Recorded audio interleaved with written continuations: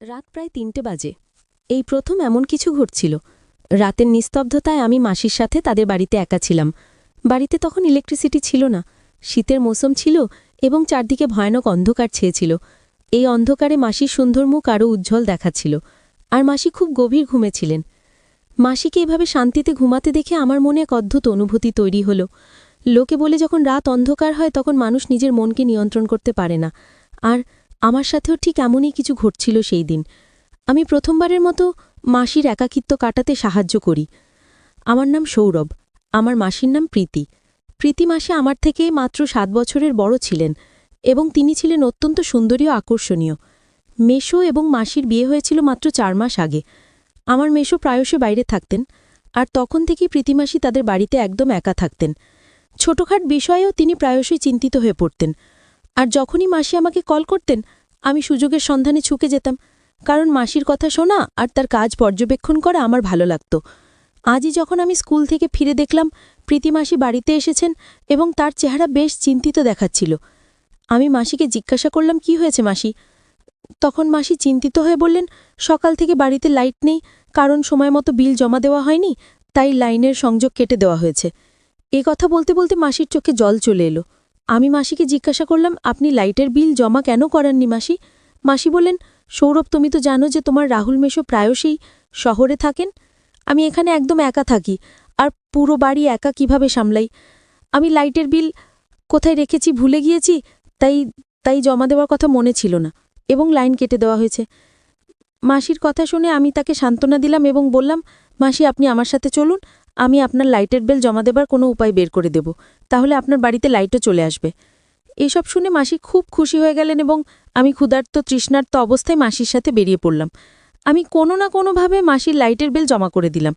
এরপর ফেরার পথে মাসি আমাকে তাদের বাড়িতে নিয়ে গেলেন।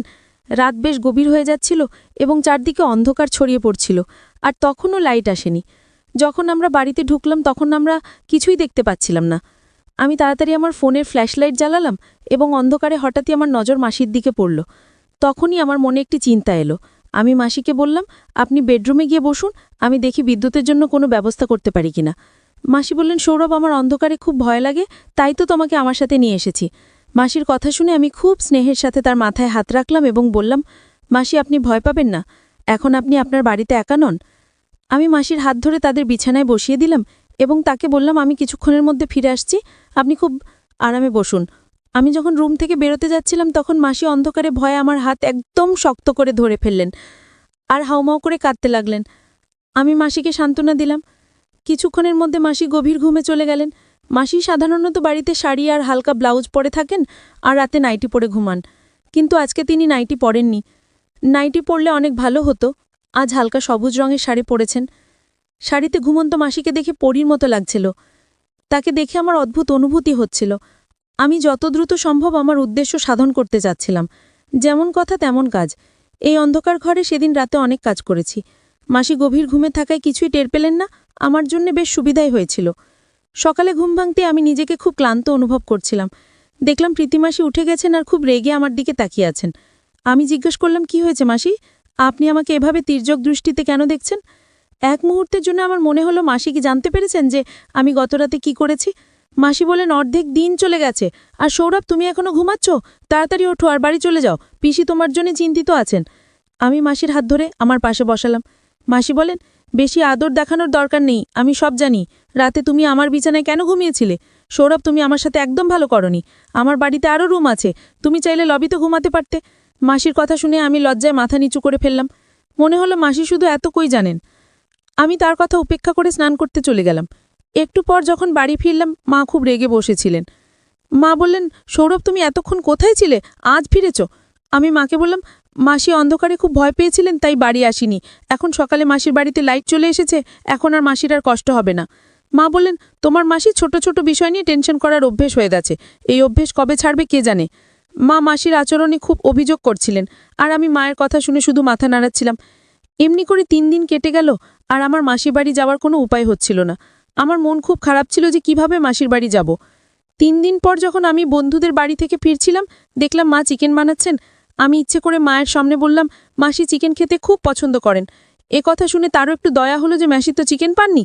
মা বলে উঠলেন, মাসির বাড়ি তেমন দূরে নয়, গাড়ি নিয়ে যাও, 1 মিনিটও লাগবে না, আর তোমার মাসিকে দিয়ে আসো। আমি আমার সুযোগের সন্ধানে ছিলাম। ইচ্ছে করে একটু অনিচ্ছা দেখিয়ে বললাম, ঠিক আছে মা, আমি মাসিকে চিকেন দিয়ে আসি। মা তাড়াতাড়ি টিফিন প্যাক করে দিলেন। আমার মন খুশিতে ভরে গেল। আমি মাসির বাড়ি পৌঁছালাম।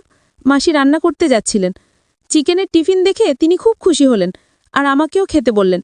আমি সঙ্গে সঙ্গে তার সাথে বসে গেলাম আর আমরা দুজনে মিলে চিকেন খেলাম। আমি তো আমার বাড়ি ফিরে যাবার কোনো চিন্তাই করছিলাম না। বেশ কিছুক্ষণ পর আমি মোবাইলে গেম খেলা শুরু করলাম। আমি ফোন করে মাকে বলেছিলাম যে প্রীতিমাসি আমাকে জোর করে তার বাড়িতে আটকে রেখেছেন। যদিও প্রীতিমাসি আমার সাথে এমন কোনো কথা বলেননি। আমি মাসিকে বললাম, আপনি দিন দিন এত চিকন হয়ে যাচ্ছেন, আপনি বেশি করে খাবার পানি খান না কেন? মাসি বললেন, রোজ জুস খাওয়ানোর মতো কেউ নেই, তাই হয়তো এরকম হচ্ছে। আমি বললাম, ঠিক আছে, এখন থেকে দায়িত্ব আমার।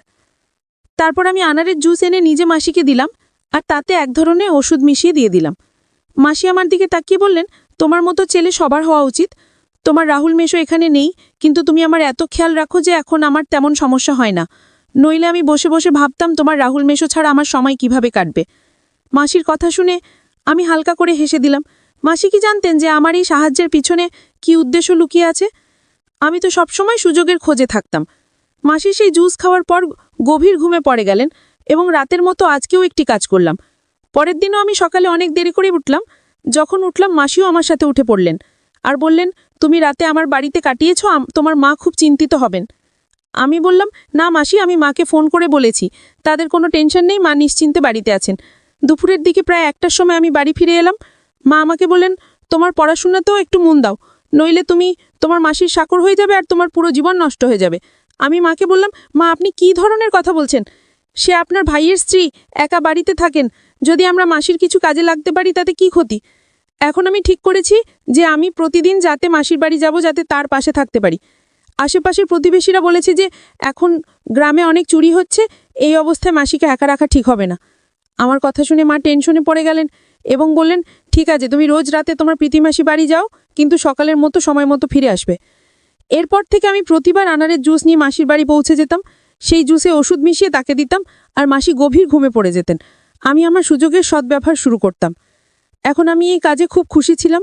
আমি খুব সহজেই মাসিকে বোকা বানিয়ে দিতে পারতাম। মাসি কখনো আমার উপর সন্দেহ করেননি আর বুঝতেও পারেননি যে আমার উদ্দেশ্য। তো বন্ধুরা, ভিডিওটা যদি ভালো লাগে তাহলে ভিডিওটাতে একটি লাইক করে চ্যানেলটিকে সাবস্ক্রাইব করে দিও।